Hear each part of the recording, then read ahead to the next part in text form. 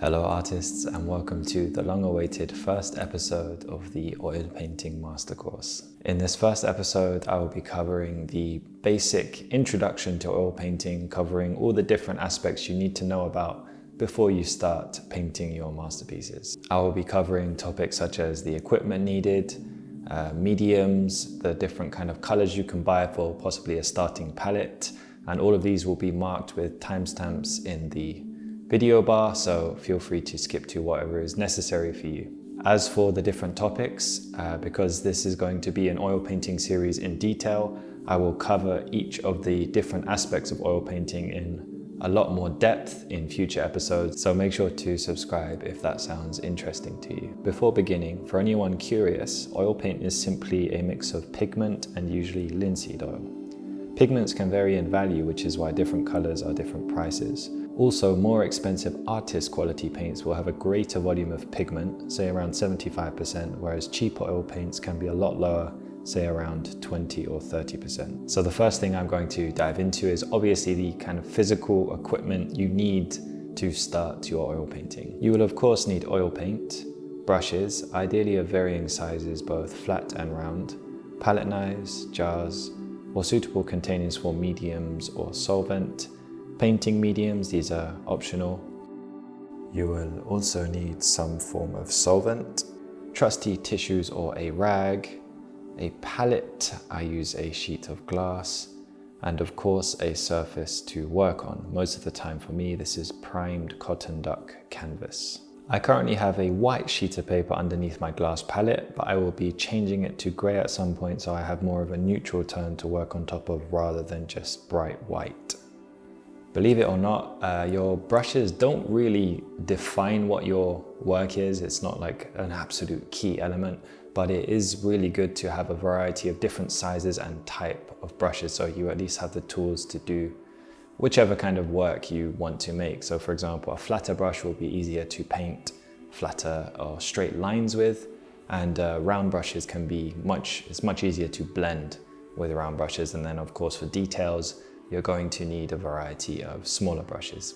To keep good care of brushes, you want to remove excess paint with a tissue after you have finished painting, and then softly remove any more paint that's been caught up in the bristles with a solvent. What you do not want to do is leave the paintbrushes in the solvent for a prolonged period of time.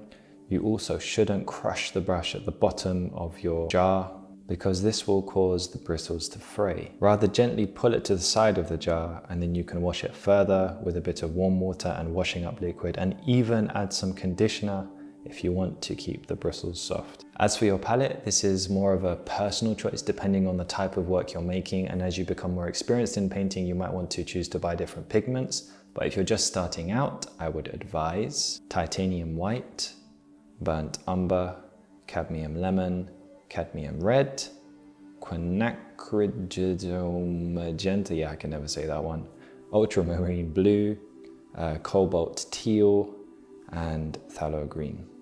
Phthalo green, yeah.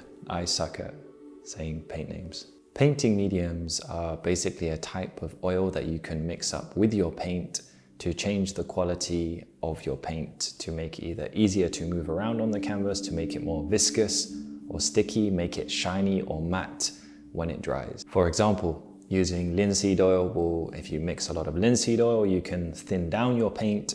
It will make it easier to move on the canvas. It will extend drying time of the oil paint, so it will take maybe a week or two to dry even, depending on the colors and the mixes that you use.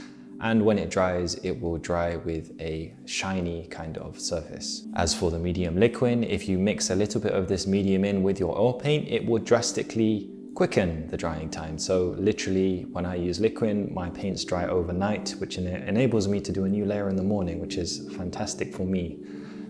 And I stick to the linseed oil or stand oil, the slower drying mediums, for the upper layers.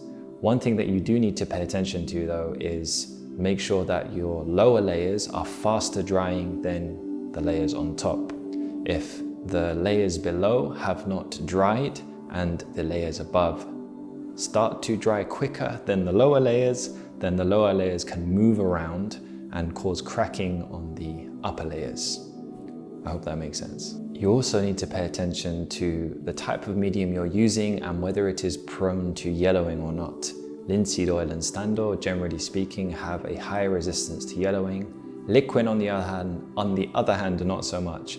So when a medium is prone to yellowing, you just need to be careful of how much medium you are using to the ratio of paint. So for liquid, I wouldn't go further probably than 25% liquid to 75% paint. But with linseed oil and stand oil, you have a lot more flexibility.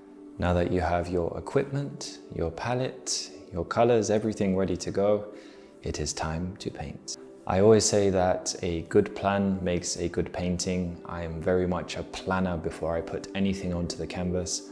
I also preach that drawing skills are absolutely essential to, I guess, improving your painting skills. If you are just starting out though and you are still improving your drawing skills, what you can do, which is what I do as well, even as a more experienced artist, is you can either grid up your canvas to transfer a drawing, or you can even project if you wish. After you finish painting, you can clear up using your palette knives to scrape off excess paint. You can either store this in a jar to mix a kind of a gray, darker mix if you don't want to throw the paint away. But if you are removing paint with tissues, which might have medium, which could be flammable too, I'm going to give you a few safety tips here. You always want to dispose of the tissues into a lidded bin to avoid chemicals kind of further polluting the room, and to prevent them from being exposed to any heat source. And speaking of safety, every time you are oil painting, ideally try to be in a well-ventilated room. If you have a fan system, that's amazing. I know some studios do. Ideally, you want to be leaving a little bit of windows or doors open just to let the chemicals kind of be gone. Always keep a lid on top of your solvents or whatever mediums you are using to prevent the evaporation of the chemicals while you're painting. And solvents such as turpentine and I believe stand oil as well are very flammable substances, so you want to keep them well away from any heat source.